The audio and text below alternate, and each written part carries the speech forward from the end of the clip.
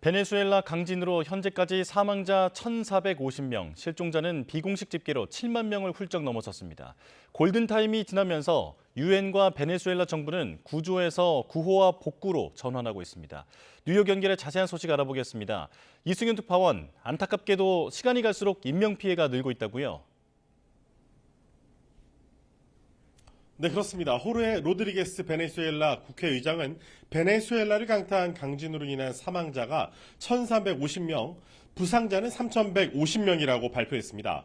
유엔은 약 5만 명이 실종된 것으로 추정하고 있지만 민간 웹사이트에 신고된 비공식 실종자 수는 7만 명을 훌쩍 넘어섰습니다.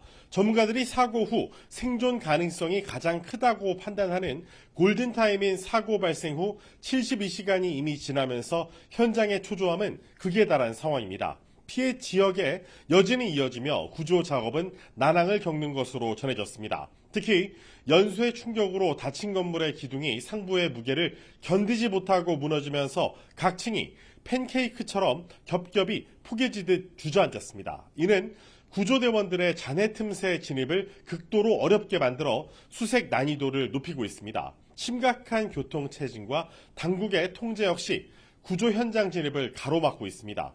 베네수엘라 정부는 공식 허가증을 보유한 사람만 현장에 진입할 수 있도록 허가하고 있는데 정작 허가증 발급 절차가 지연되면서 작업에 차질을 주고 있는 겁니다. 특히 정부의 미흡한 대응에 주민들은 분노하고 있습니다. 재난지역 주민들은 정부 관계자의 얼굴조차 보기 힘들다면서 분통을 터뜨렸고 일부 현장에선 분노한 주민들과 정부 관계자 간의 충돌까지 빚어졌습니다. AP통신은 굴착기를 몰고 온 정부 관계자들이 현장에서 셀카만 찍은 뒤 철수하려 하자 주민들이 운전사를 끌어내리고 차량을 가로막았다고 전했습니다. 베네수엘라 정부가 피해가 집중된 라과이라주에 군 병력을 투입해 대응에 나섰지만 치안이 무너져 상점과 가옥에선 약탈이 이어지고 있다는 보도도 나오고 있습니다. 베네수엘라 최대 공항인 시몬 볼리바르 국제공항이 부분적으로 운영을 재개하면서 본격적인 구조와 구호 지원이 가능해진 건 그나마 다행입니다. 미국과 멕시코, 엘살바도르, 스위스, 콜롬비아, 스페인, 에콰도르, 칠레, 도미니카 공화국, 파나마 등 세계 각국에서 모인 구조대원 1,600명이 현지에서 수색과 구조 활동에 나섰습니다. 베네수엘라 정부는 바로 지금이 중대 시점이라고 강조했는데요. 발표를 직접 들어보시죠.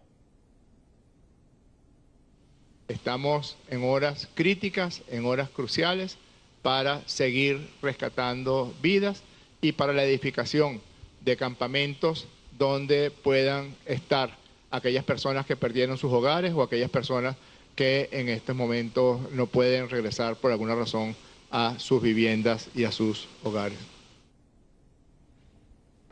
네, 현실적으로 골든타임이 지난 만큼 유엔은 구조에서 구호와 복구로 전환에 들어갔다고요?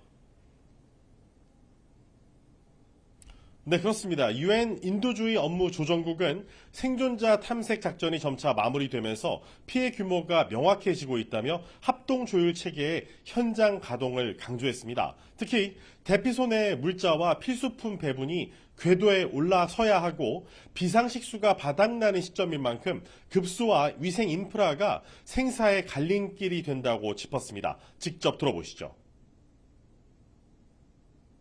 Las prioridades básicas en ese momento son en el sector de asistencia alimentaria, sector de salud, asistencia médica, alojamiento para la gente que ha perdido casa y están viviendo en la calle y también cosas básicas que le pueda permitir vivir de forma digna en esos próximos días. 이제 구조에서 구호, 복구로의 전환을 서둘러야 한다는 의미로 풀이됩니다. 이에 미국은 2,317억 원 규모의 원조를 발표한 데 이어 그 이상의 추가 재정 지원도 검토 중인 것으로 알려졌습니다. 이와 함께 의료 공백을 메우기 위한 이동식 병원과 스페이스X의 위성 인터넷 서비스인 스타링크 등 맞춤형 구호 장비도 현장에 투입됐습니다. 지진 피해 지역의 인프라 복구도 제한적으로나마 진전을 보이고 있습니다. 베네수엘라 당국은 라과이라주 전력 공급의 60%를 복구했다고 발표했고요. 실종자 신고와 긴급 지원 요청을 일원화하는 지진 전용 신고 전화도 개설했습니다. 하지만 이미 오랜 기간 국제 제재로 궁핍해진 베네수엘라의 이번 지진이 남긴 상흔은 너무나 큽니다. 유엔 개발계획 UNDP는 이번 지진에 따른 물리적 손실 규모가 10조 3천억 원으로 추산된다고 밝혔는데 이는 베네수엘라 GDP의 무려 6%에 달하는 규모입니다. 이에 따라 유엔은 베네수엘라에 닥친 지진 피해 대응 문제가 장기적인 과제가 될 것으로 진단하고 있습니다. 지금까지 뉴욕에서 YTN 이승윤입니다.